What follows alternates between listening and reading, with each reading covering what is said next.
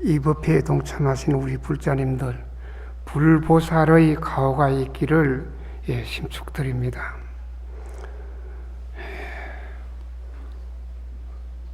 우리 통도사에서 참 오랜 세월 동안 화엄살림 법회를 합니다.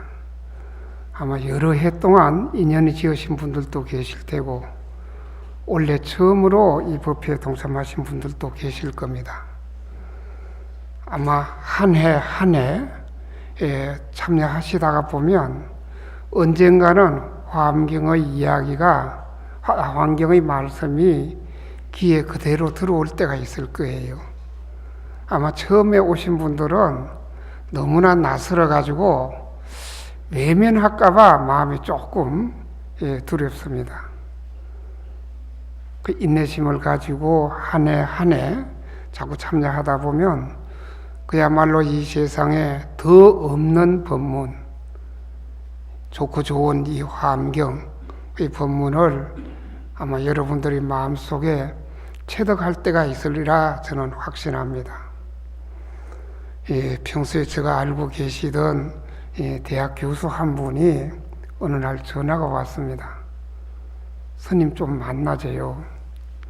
그래서 뭐 이곳저곳 왜 그걸 하다가 당신 집에서 만나기로 했습니다.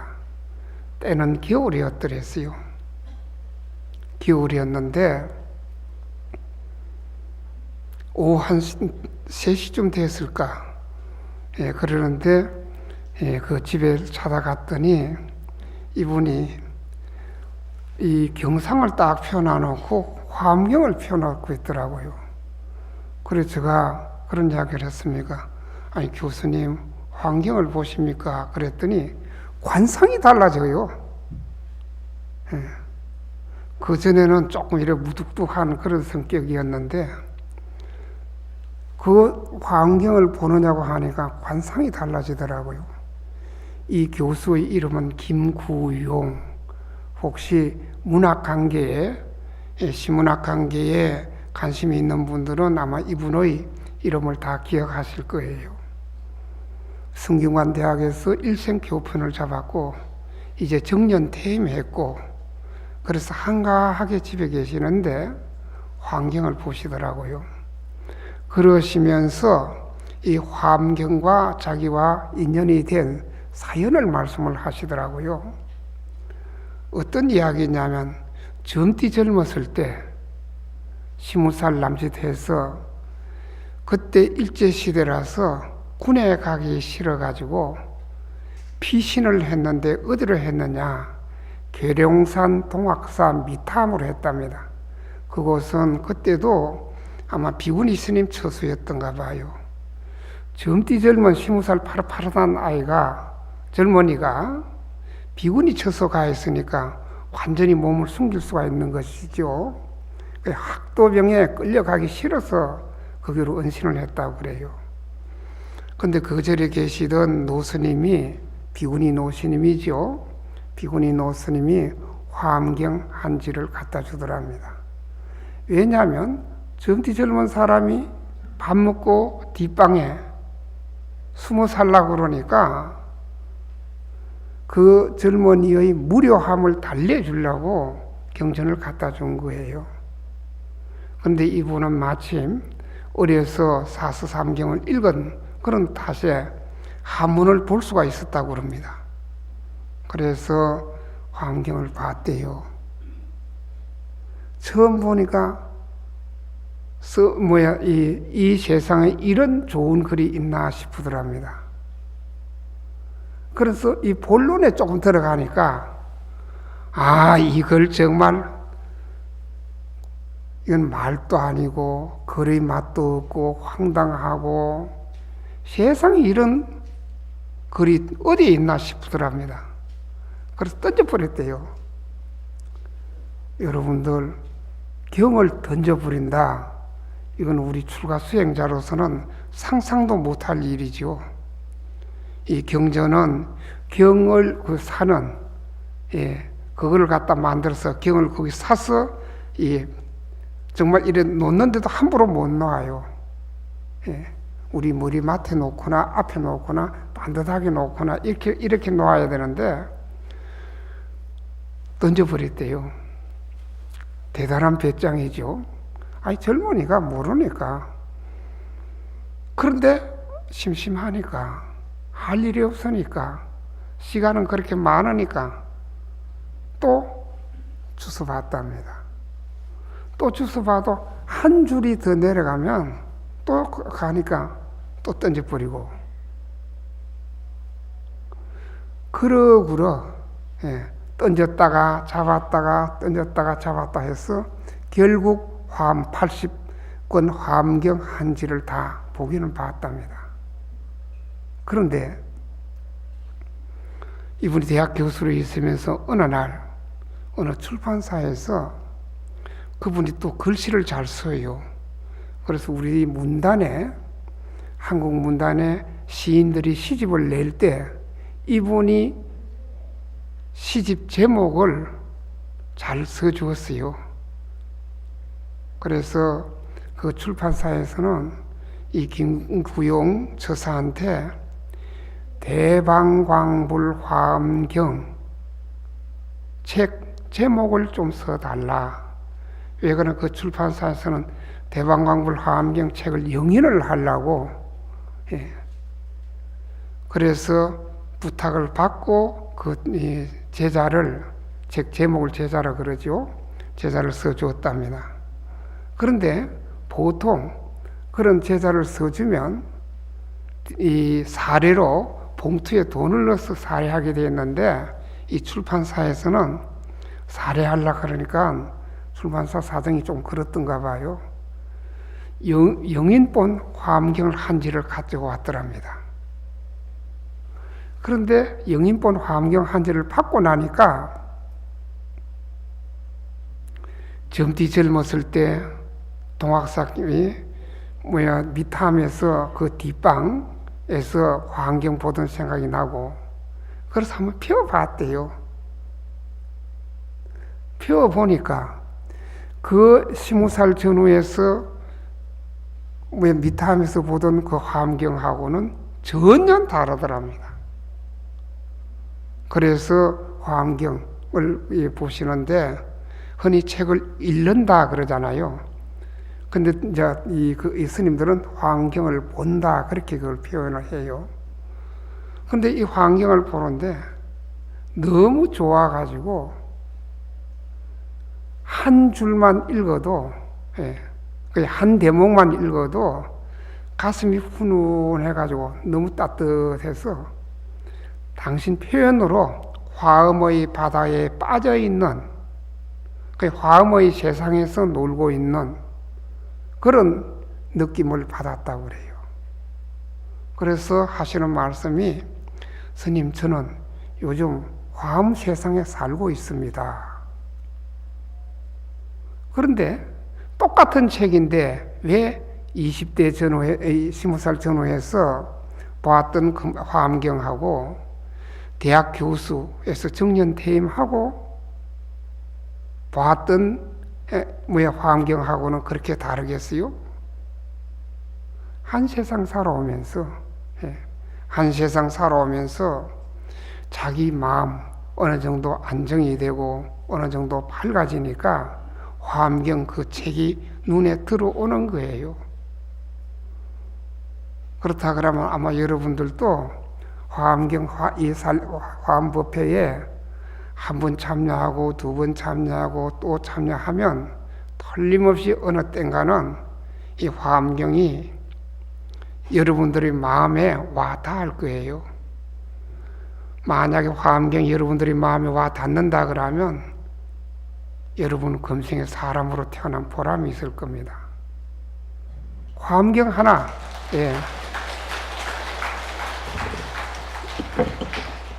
화엄경 하나 마음에 지닐 수 있다 그러면 거의 보통 사람은 그래 할 수가 없어요. 어느 스님은 그렇게까지 표현합니다. 화엄경을 지금 법무사에 있는 무비 스님이에요. 무비 스님은 어떻게 표현을 하느냐면 화엄경 한 글자 한 글자가 다이아몬드와 같다. 그만큼 귀하다는 거예요. 오전에도 제가 그런 말씀 드렸지요. 화엄본문 잘 들으면 다이아몬드 한 섬이라 그랬죠. 저는 한 글자 한 글자가 아니에요. 예. 정말이지 화엄본문 잘 들으면 다이아몬드 한 섬이 생겨요. 그런데 그 다이아몬드 한 섬 생기고 나면 어떻게 되느냐? 다이아몬드 한 섬이 문제가 아니에요. 예. 이거 절대로 말장난하려고 하는 이야기 아니고 다이아몬드 한 섬이 문제가 아닌 거예요. 그만큼 이 화엄경의 무게, 그 위상은 대단한 겁니다. 아마 인류가 우리 지구상의 인류가 존재하고 난 뒤에 이 화엄경을 더 덮을 그런 경우는 없지 않을까 할 정도인 겁니다. 저 역시 한때 화엄경이 참 좋았더랬어요. 예. 그래서 좋아서 화엄경을 앉아서 읽다가 서서 읽다가 왔다 가면서 읽다가 그렇게 했더랬어요. 그랬더니 제가 아는 어느 분이 그것도 미국에서 하는 이야기가 전화가 걸려왔어요. 스님, 무엇이 좋아서 그래 춤을 춥니까? 그러더라고요. 무엇이 좋아서? 정말 화엄경 읽으면서 기쁘니까, 예, 기쁘니까 책을 읽으면서 왔다 갔다. 저 방은 조그만해요. 적은 방이에요. 그래서 서서 왔다 갔다 하면서 읽으면서 너무 좋으니까 그랬더니 그분이 하시는 말씀, 스님 무엇이 좋아서 춤을 추십니까? 그러더라고요. 그래서 들켰어요.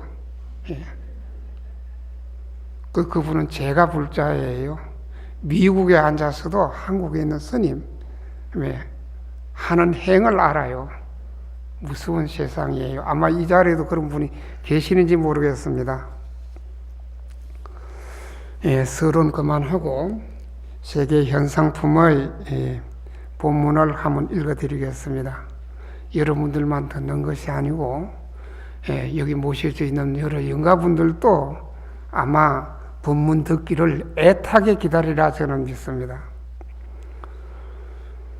그때 보현보살이 다시 대중들에게 말씀하셨습니다.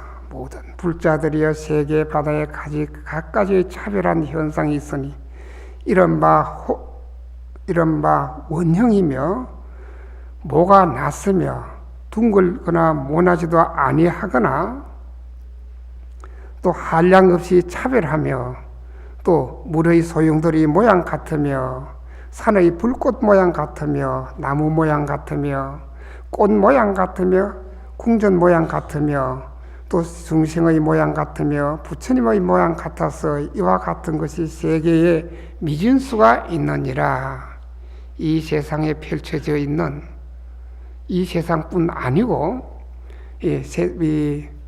제가 오전에 그랬죠. 부처님 세상, 보살의 세상, 중생의 세상 여기 펼쳐져 있는 모든 것을 이렇게 망라해서 말씀하신 것 같습니다. 모든 국토 바다가 가지가지로 차별해서 가지가지로 장엄하고 가지가지로 머물되 훌륭한 모양 모두 아름다워서 시방에 두루하니 그대들은 다 함께 관찰할지니라. 여러분들이 마음의 눈이 떠지고 나면 잡초도 꽃이라 그랬죠. 오전에 본문 들으신 분들. 그러나 마음의 눈이 뜨지 못한 상태에서는 꽃도 잡초로 볼 수가 있는 겁니다.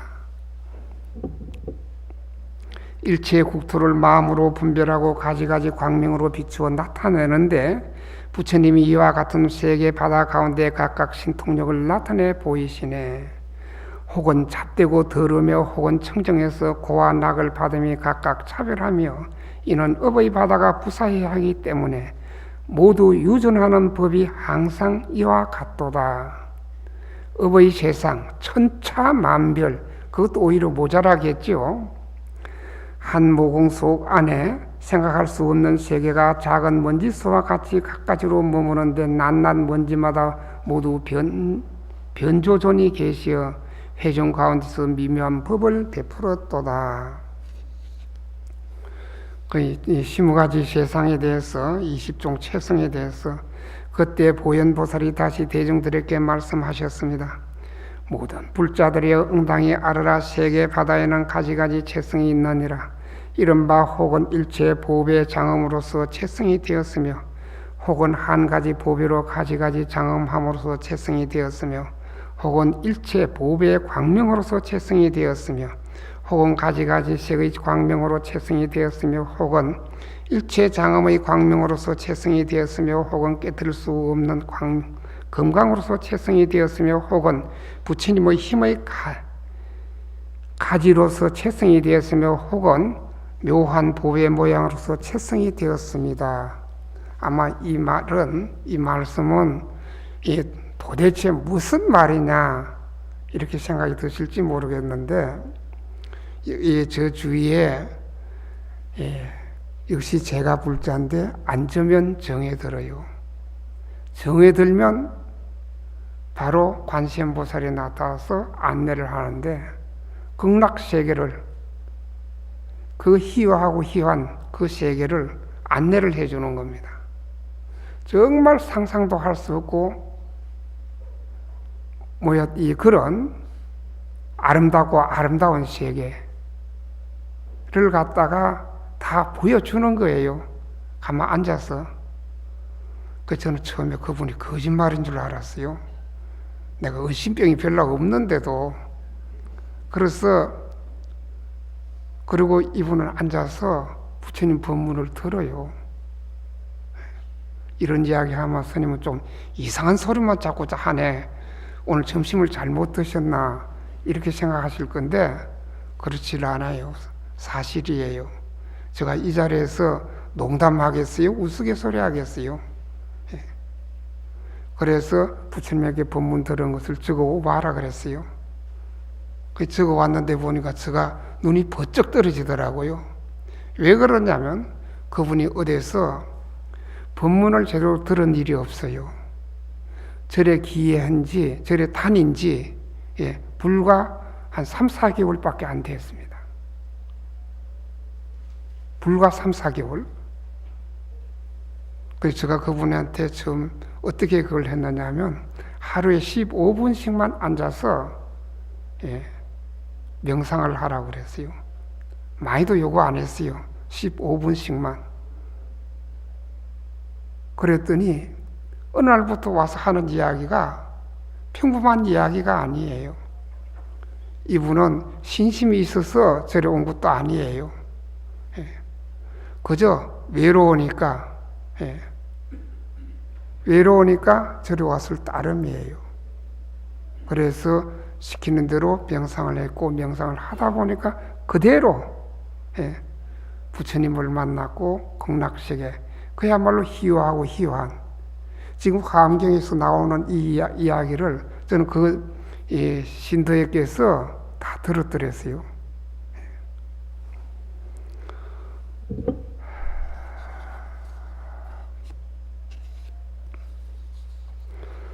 또 세계를 장엄하는 10종 장엄에 대해서 본문을 읽어드리겠습니다. 그때 보현보살이 다시 대중들에게 말씀하셨습니다.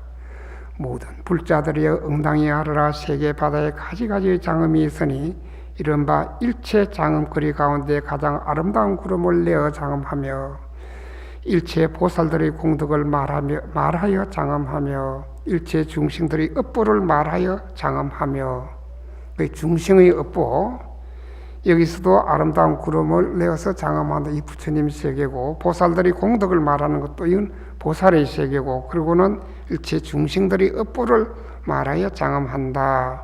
일체 보살들이 서원바다를 나타내어 파하여서 장엄하며 일체 삼세 부처님의 영상을 표시하여 장엄하며 일념 사이에 무변한 그의 신통 이 경계를 나타내 보여서 장엄하며 혹은 일체 부처님의 몸을 출현하여 장엄하며 혹은 일체 보배 향기 구름을 출현하여 장엄하며 혹은 일체 도량 가운데 모든 진귀하고 미묘한 물건의 광명이 밝게 비침을 나타내 보여서 장엄하며 혹은 일체 보현의 행원을 나타내 보여서 장엄하였으니 이와 같은 것이 세계바다 미인수가 있느니라. 우리 이 육안으로는 보이는 것만 볼 수밖에 없잖아요. 그러나 이 깨달음의 세계에서는 그야말로 화장 차례예요. 광대한 세계바다 끝이 없으니 모두가 청정한 업으로 이룬 바니라. 청정한 업. 부처님도 경전에서 말씀하시기를 이 세상에 제일 귀한 것이 영혼이 청정한 것이다. 영혼이 청정하면 바로 부처예요. 깨달음의 세계예요. 갖가지로 장엄하고 갖가지로 머물며 일체 시방에 두루 가득하구나. 보살이 끝없는 공덕이 가지가지 큰 서운으로 장엄하여 이 국토에서 동시에 묘한 소리를 내어 시방의 모든 세계 그물을 널리 진동하고 있구나. 중생의 업의 바다 한량이 없어 한량 없이 넓어서 그를 따라 받는 과복 각각 다름이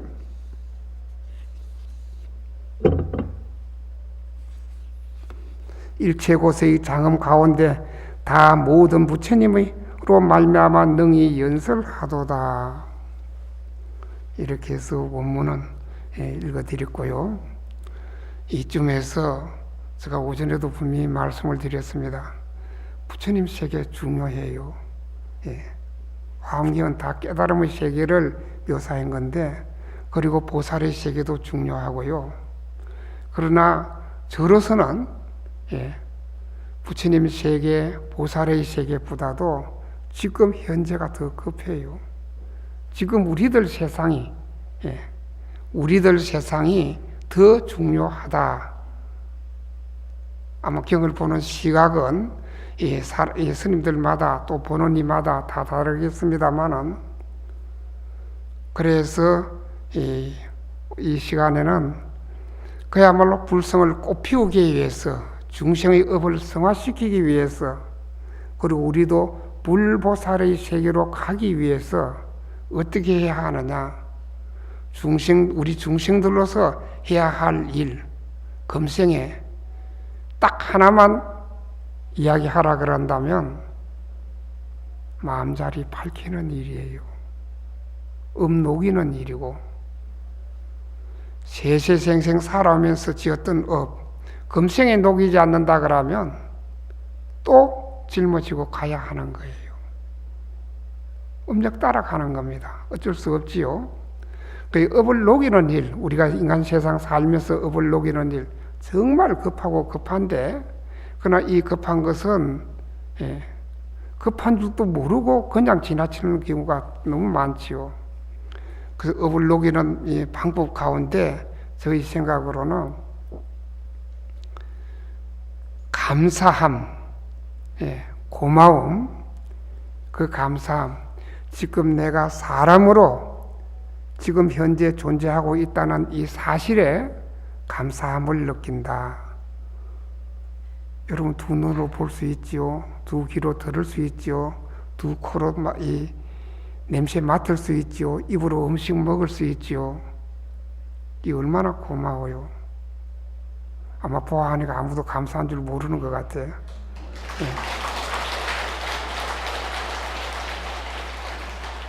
눈 하나 갈아 끼우는데 얼마인 줄 아세요?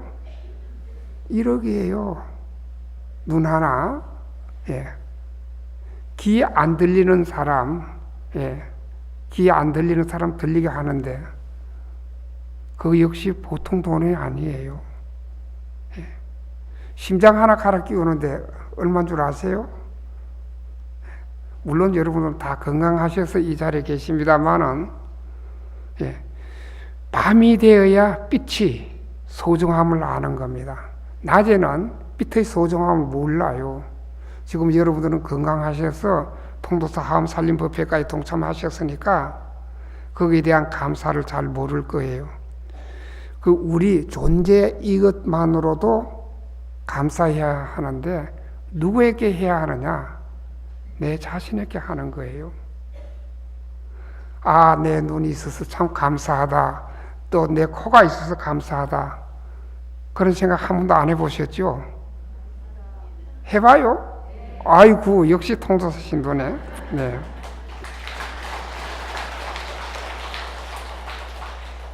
무엇 이 과학자 가운데 스티븐 호킹이라는 사람이 있을 거예요.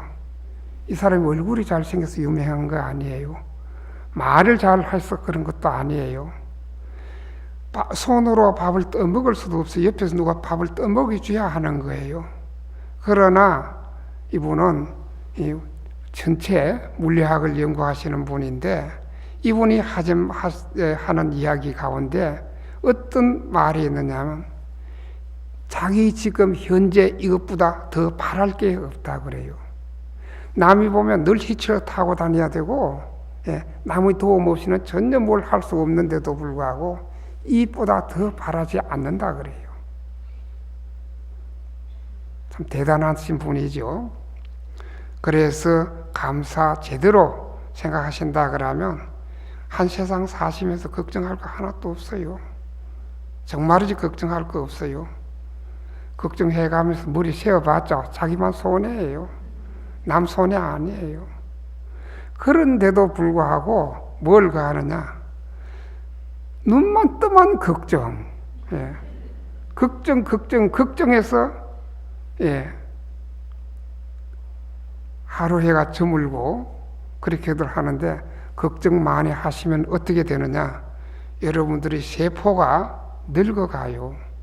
정말이에요. 세포가 늙어가요. 그리고 걱정 너무 많이 하시면 이런 말 하면 안 되는데 수명이 단축돼요. 수명이 단축돼요.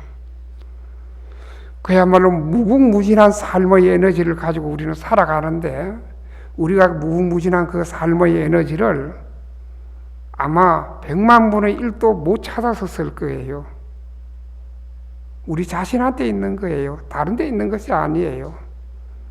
그 무궁무진한 에너지를 왜 못 찾아서 쓰느냐? 이건 화두로 뭐 생각하시고요.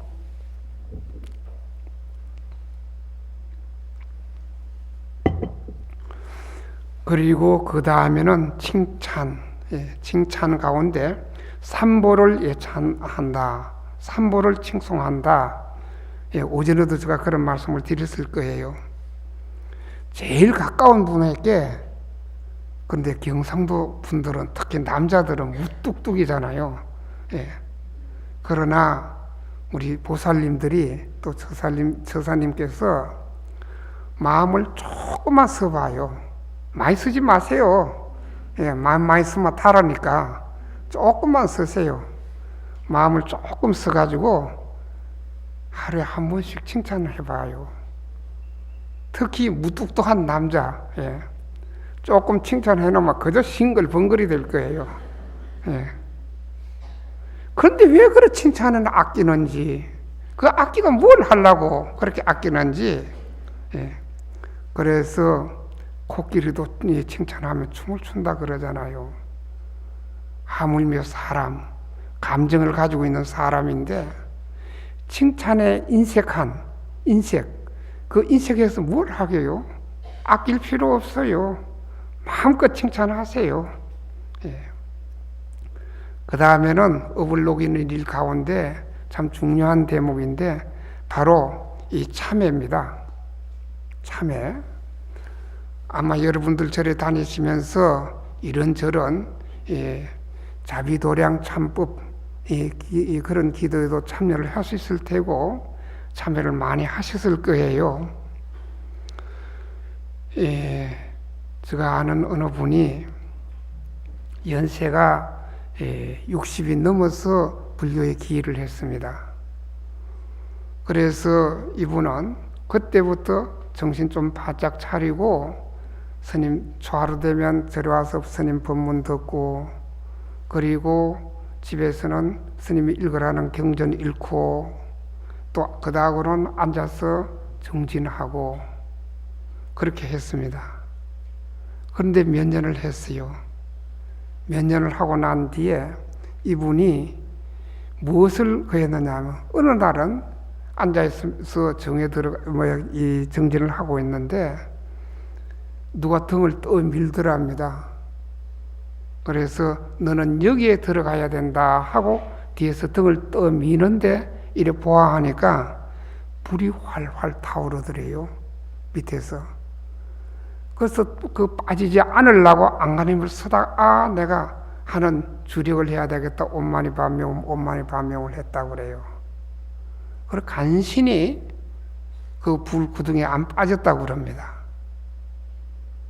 근데 며칠 지나다가 또 앉아서 정진을 하는데 어느 순간에 또 누가 와서 너는 여기에 빠져야 된다. 그래 이래 보니까 이 시퍼런 칼이 이 키만큼만 큰 시퍼런 칼날이 그렇게 많더랍니다. 그래서 또 안 빠지려고 온만이 반명을 했다고 그래요. 그래 간신히 벗어났다고 그래요. 근데 또 한 번은 앉아서 정진을 하는데 누가 등을 떠밀면서 너는 여기에 들어가야 된다 하고 하더랍니다. 그래 보호하니까 뱀들이 너무나 우글우글 하면서 혀를 날름날름 하더랍니다. 그러면서 그런 것을 겪고 저에게 와서 스님이 이것이 무슨 그겁니까? 무슨 현상입니까? 하고 묻더라고요. 그래서 제가 그런 이야기를 해 주었습니다. 아마 보살님 정진을 잘 하신 것 같습니다. 제가 생각하기로는 삼생의 업, 아마 화탕지옥, 그 도산지옥, 그리고 이 뱀이 울거리는 그 지옥에 빠질 삼생의 업을 소멸한 것 같습니다. 정말 정진 잘 하셨습니다. 하고 제가 이 격려를 해준 일이 있습니다. 업의 소멸. 저는 이때까지 절에 살면서 어떤 불자가 오든지 당신 나이 몇 살이요? 어디 사요? 직업은 뭐요? 남편은 무엇하요? 이런 걸 물어본 일이 없어요. 묻지를 안 했습니다. 예, 불자면 되었다. 예, 그거로 충분하잖아요. 그 이상 뭐 물을 게 뭐 있겠어요? 예. 그런데 이분 역시 뭘 하는지를 몰라요. 예. 과거 어떻게 살아왔는지, 지금 현재 왜 어떻게 사는지 그걸 전혀 왜 알려고 생각하지도 않고 그런 상태에서 그분이 이 참 몇 년간 정진해서 그런 경계 저로서는 참 기뻤더랬어요. 왜 기뻤느냐? 한 사람이라도 삼생의 그 업을 녹일 수 있다. 얼마나 다양한 겁니까? 예.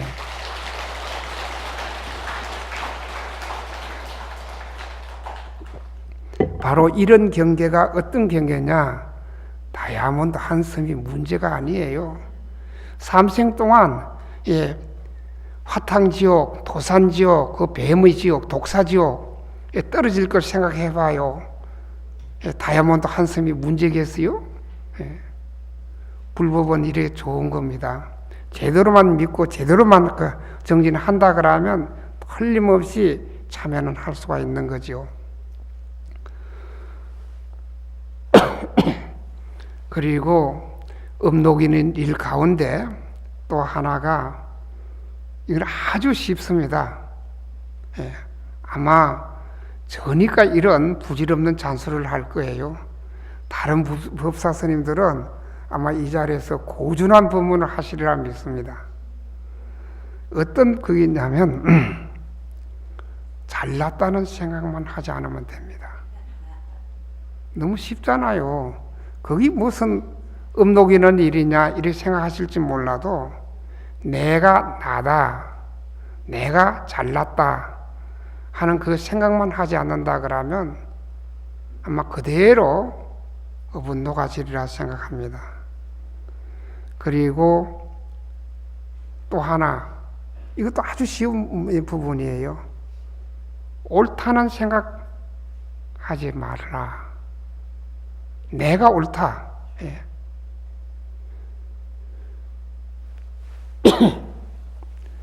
깨닫지 못한 상태에서는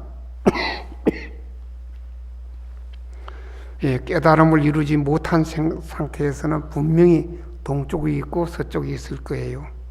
그러면 깨달은 상태에서는 동쪽이 어디에 있어요? 남쪽도 없어요. 북쪽은 더 없고요. 서쪽도 없습니다. 동서남북, 우리 인간이 살기 위해서 동서남북이라고 설정했을 따름이에요. 그 옳다, 정말 옳은 것, 이 세상의 모든 전쟁은 정의라는 깃발 아래서 전쟁이 시작됩니다.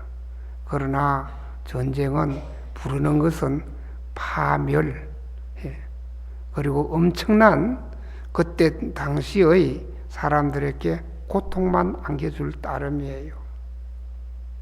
옳다, 과연 무엇이 옳겠어요?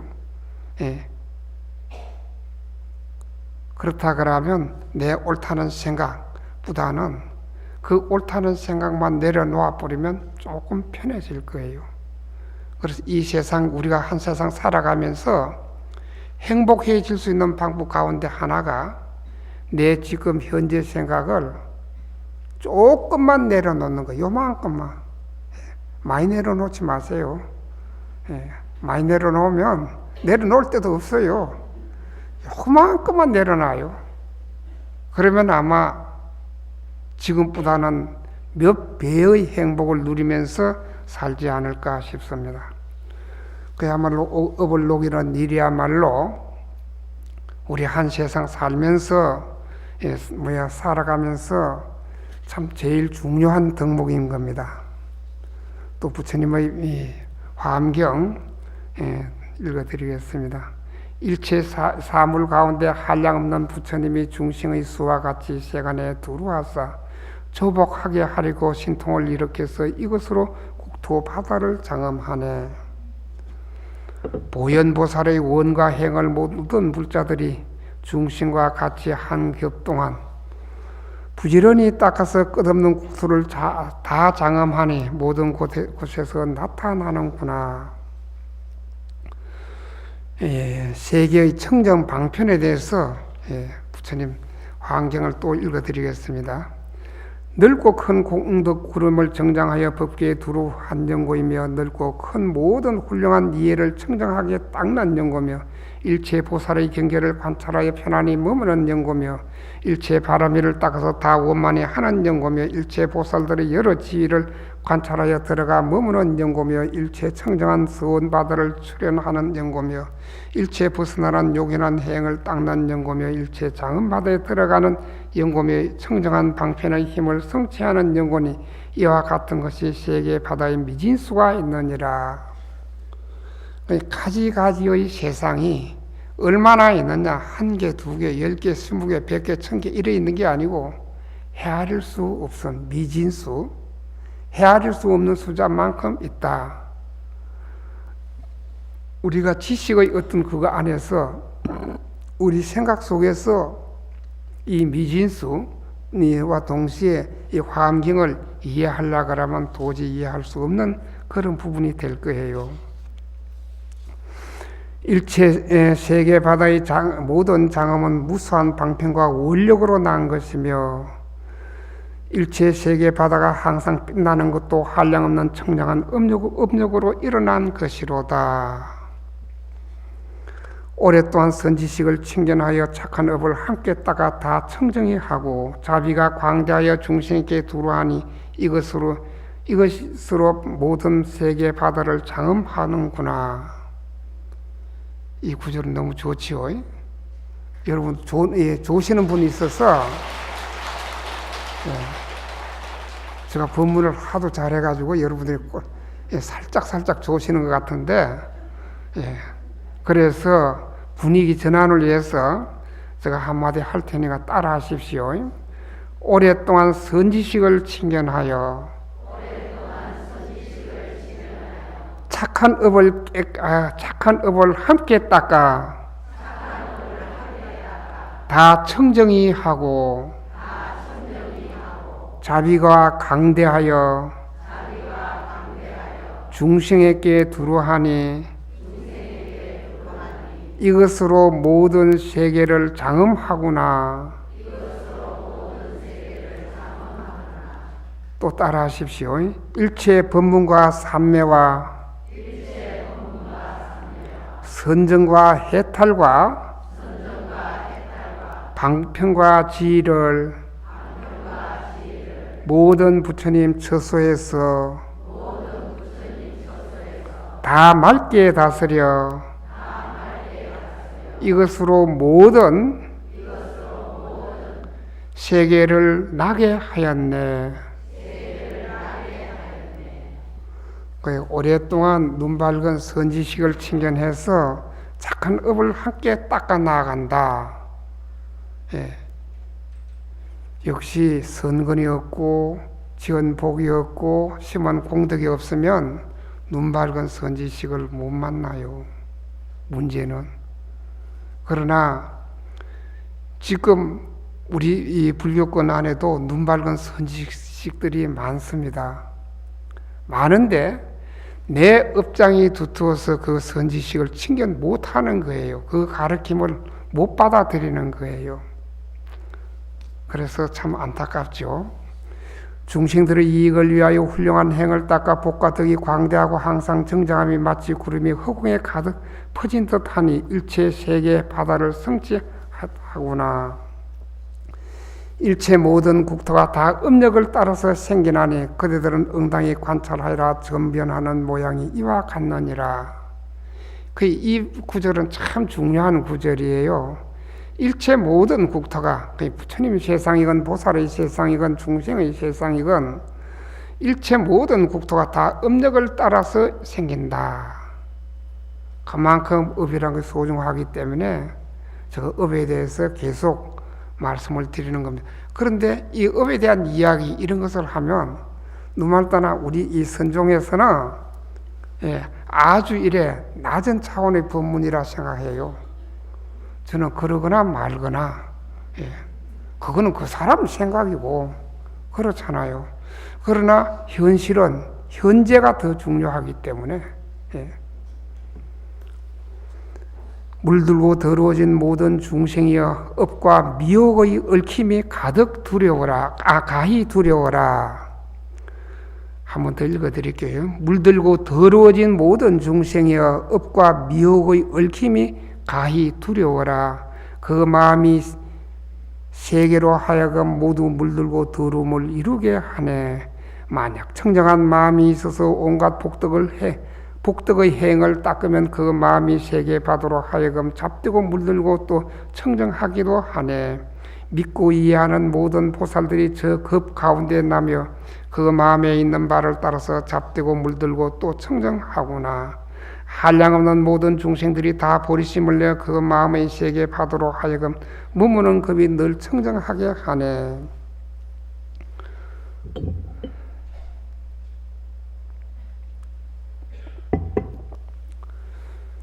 이 화엄경 여기까지 읽고 또 이건 잔소리 아니에요. 그런데 여러분들이 감히 누가 잔소리 하겠어요? 저니까 하는 거예요. 정말 우리 한 세상 살면서 해야 할 일 가운데 업은 더 짓지 않아야 합니다. 업을 짓는 일은 하지 않아야 하는데 제일 첫째가 어떤 게 생각하느냐 하면 부정적인 생각을 하지 않는 거. 그 부정적인 생각을 하지 않으면 어떻게 하느냐? 긍정적인 생각을 할 수가 있고 긍정적인 생각, 그렇게 긍정하다 보면 보리심이 일어나게 되어 있습니다. 정말 긍정하면 보리심은 자연히 일어나게 되어 있어요.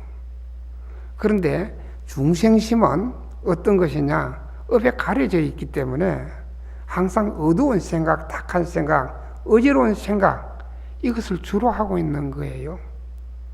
근데 그거 생각 바꾸어 뿌리면 되는데 그게 그래 안 바뀌어져요. 미운 영감탱이 그 마음 거둬들이기가 그래 쉽지 않잖아요. 그래서 부정적인 생각을 하면 업은 더 쌓이게 되어 있습니다.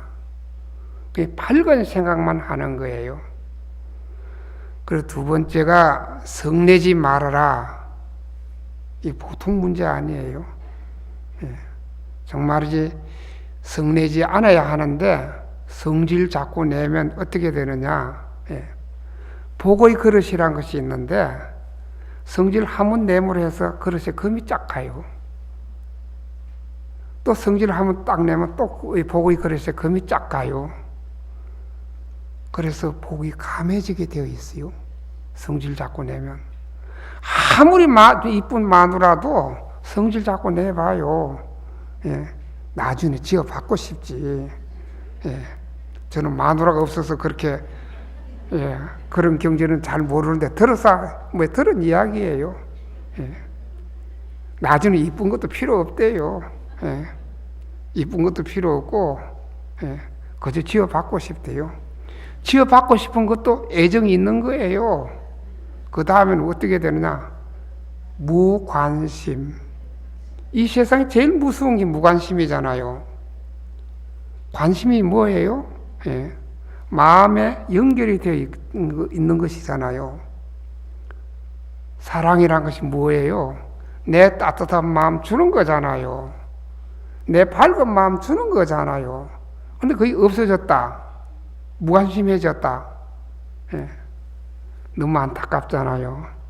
그래서 이 성질을 자꾸 내면 복이 감해지고 덕이 소멸돼요. 그것서 조금 더 나가면 무엇까지 되느냐? 인격의 결함까지 오게 되어 있습니다. 그렇기 때문에 성질 자꾸 나시거든 그 치유하는 방법 흔히 그럽니다.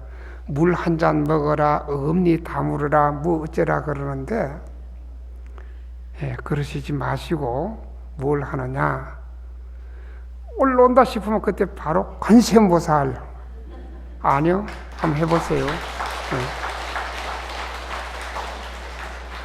그 어느 신도분이 오셔서 그 남편하고 같이 왔어요. 그래도 이 시의 교육 담당하는 고위직이었더랬어요. 교육감이었어요. 그런데 이분이 남편 앞에서 자기 시어머니가 미워 죽겠대요. 한 조그마한 아파트에서 사니까 아치가 얼굴만 보면 눈말 따나 여기서 뒷머리가 삐뚤할 정도로 밉대요. 그냥 미운 정도가 아니에요. 혈압이 오를 정도로. 이걸 어떻게 자기 남편 앞에서 자기 어머니, 시어머니를 그렇게 이야기하더라고. 그래서 제가 그랬습니다. 처방전을 줄 테니까 실행을 하겠느냐고. 그래서 실행하겠대요. 그래서 약속을 하자 그랬어요. 선서하자 그랬어요. 분명히 스님 시킨 대로 하겠습니다. 유치한 것이건 무엇이건 꼭 하겠습니다. 다짐을 3번 하고 그랬어요.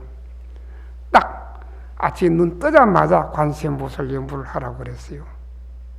그 연부를 하는 입장에서 시어머니를 보건 누구를 어떻게 하건 일을 하건 밥을 짓건 연불만 하라 그랬어요. 연불만 하지 시어머니 모양은 보이지만은 마음속으로는 연불하니까 처음에는 그래 잘 안 되더래요. 그 혼란이 자꾸 일어나더랍니다. 그런데 그런 것은 연습을 하면 돼요. 분명히 연습을 하면 됩니다. 그 화가 자꾸 일어나면 솔직히 얼굴 관상이 달라져요. 정말입니다. 어느 것은 진흙 굶은 시어머니라 그러잖아요. 제가 별것도 다 알지요.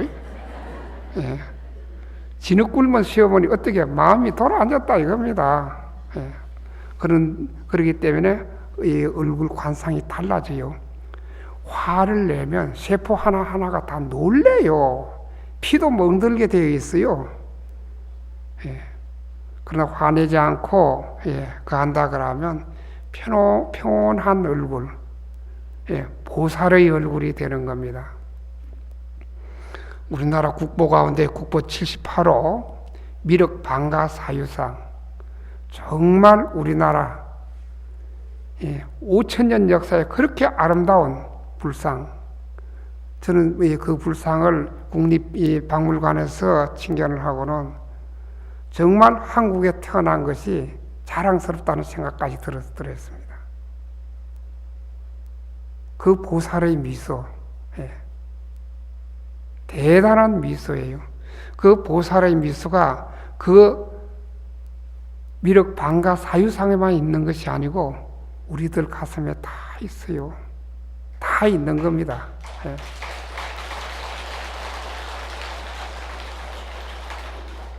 그리고 그 다음에는 남의 것 탐내지 말아라. 아이고 스님 그런 것도 뭐 이야기합니까? 이렇게 할지 몰라도 설령 부모의 것이라도 탐내지 말아라. 내가 노력한 것도 아니고는 탐내면 언젠가는 갚아줘야 하는 겁니다. 이 분명한 겁니다. 인과의 도리는 우주의 섭리예요. 그리고 또 하나 더 이거는 정말 시시껄렁한 이야기인데 잔소리 하지 말아라. 잔소리. 이 잔소리에 멍드는 사람들이 너무 많습니다. 특히 연세 드신 분들은 이 마누라 잔소리 때문에 죽겠다는 거예요. 정말 잔소리가 잔소리 아니라 사람 목숨 빼앗는 소리예요. 60년, 70년 굳어질 대로 다 굳어진 그 성격을 말 몇 마디 한다고 바뀌어지겠어요? 그런데도 잔소리 하는 거예요. 그런데도. 흔히 뭐 세기에 경일른다 그러죠? 그럼 어쩌란 말이냐? 잔소리 안 하고 잔소리 하는 그 힘 가지고 뭘 하느냐면 관세음보살 연불해 주는 거예요. 이 웃을 일이 아니에요.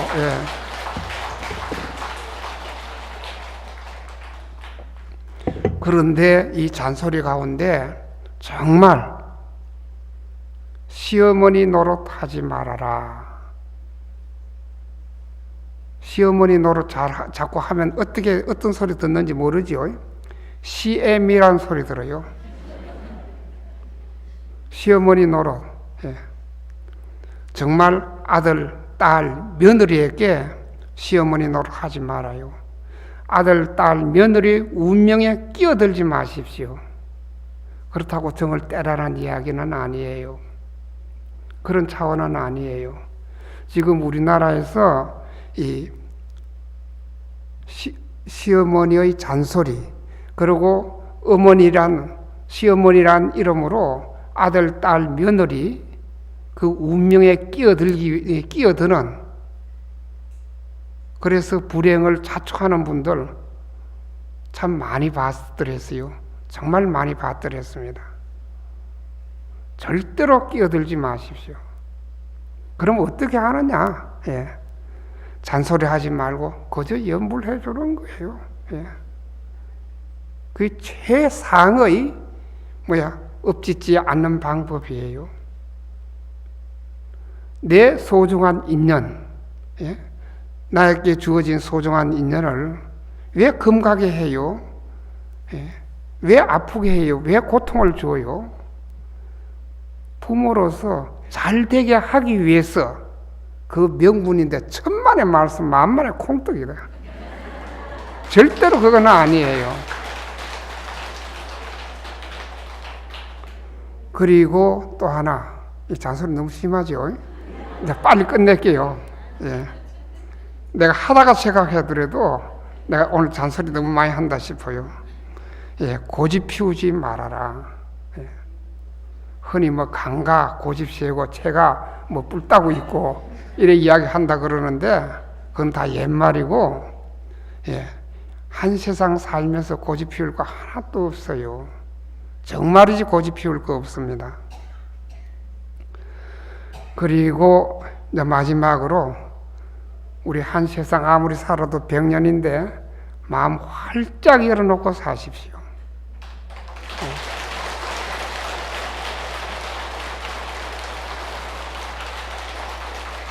마음을 꼭꼭 숨기면서 그래 살면 스스로 불행해지는 겁니다. 과거에 있었던 거 마음속에 꼭꼭 묻어두었다가 한이 되는 거예요. 지나간 과거 생각해 보십시오.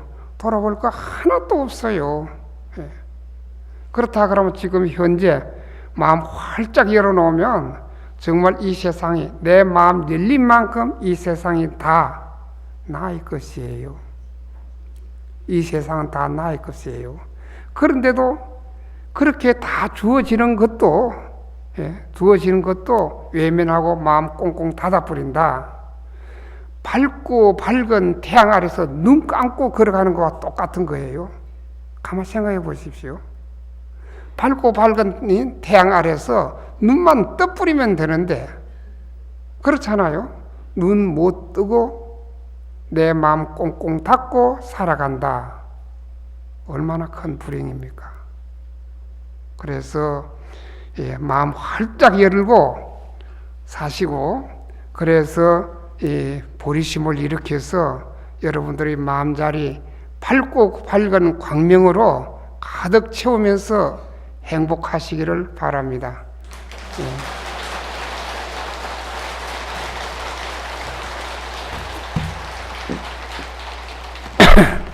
그리고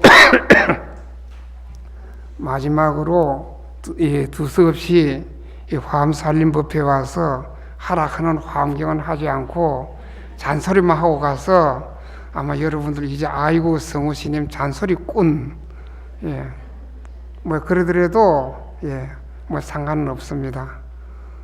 아무튼 여러분들 건강하시고 저희 불교 텔레비전 시청 많이 해주시고 또 불교 텔레비전 보시면서 AR에서도 많이 해주시고 또 방송 후원 또 해주신다 그러면 더 좋은 방송 만들어서 여러분들에게 보답할 거예요.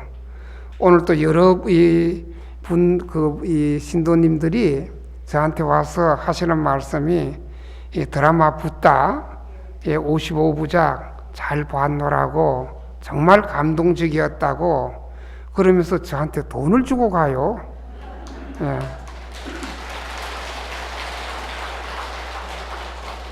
그 돈 액수는 밝혀드릴까요?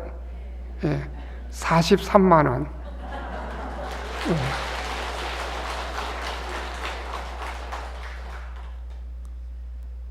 그 드라마 붓다가 1600억을 들여서 만드는 작품이에요. 저희 인도에서 제작된 것을 우리가 가져와서 방송하는데 경비가 어마어마했더랬습니다. 우리 불교 텔레비전으로선 감당하기 힘들 정도로 어마어마했지만 그러나 불교 TV 20주년 기념을 해서 불교 TV에서 시청자 우리 불자들을 위해서 한 번은 힘들더라도 이런 헌사를 해야 하겠다 하는 그런 입장에서 그 드라마 붓다를 방송을 해드렸습니다. 혹시 또 언젠가는 재방송 할지 모릅니다. 그런 좋은 프로그램을 만들려고 그러면 우리 다 함께 같이 해야 하는 겁니다. 여러분들 불교 텔레비전 시청 많이 해주시고 우리 화엄살림 이 법회도 전부 불교 TV를 통해서 다 방송이 될 거예요. 지난해도 그 지난해도 다 내장되어 있습니다. 그리고 우리 한국에만 보는 게 아니에요. 전 세계에서 다 봐요. 이 좋은 법문, 그야말로 미디어를 통해서 전 세계 부처님 법을 펼 수 있다는 것은 축복받은 거예요. 여러분도 그 불사에 동참해 주기 바랍니다. 감사합니다. 나무여